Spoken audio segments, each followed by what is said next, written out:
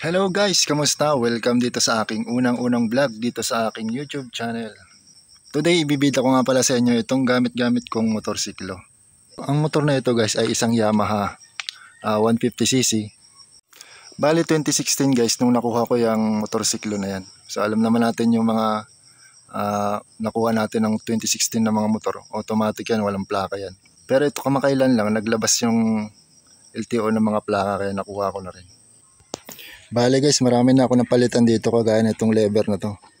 Yung original niya kasi sira na. So wala akong mahanap na original kaya pinalitan ko na lang ng aftermarket. Ito Brembo.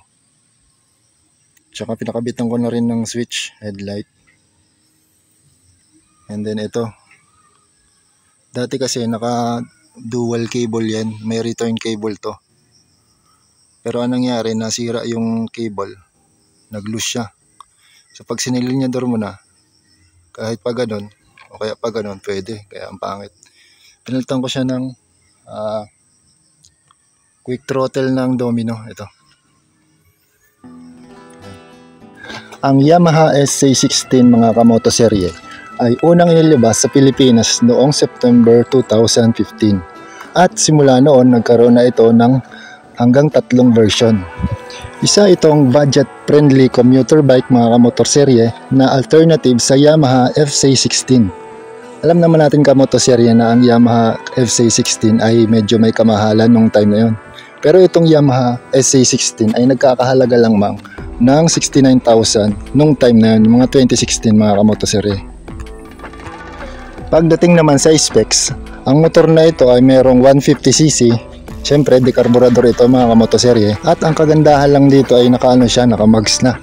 Naka-disc brake sa unahan, drum brake naman sa likuran. At ito ay naka-tubeless tires na rin.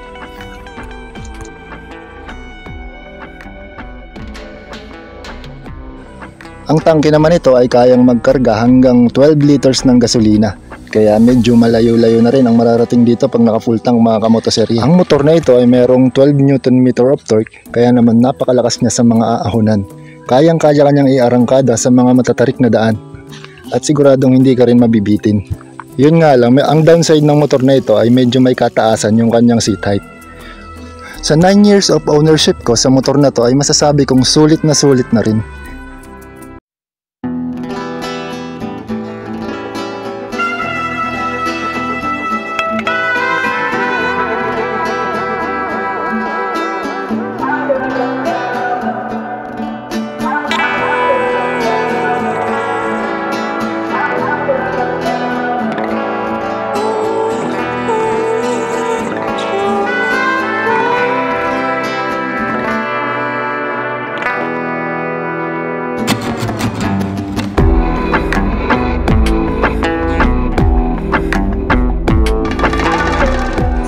Alright, hanggang dito na lang muna yung video natin.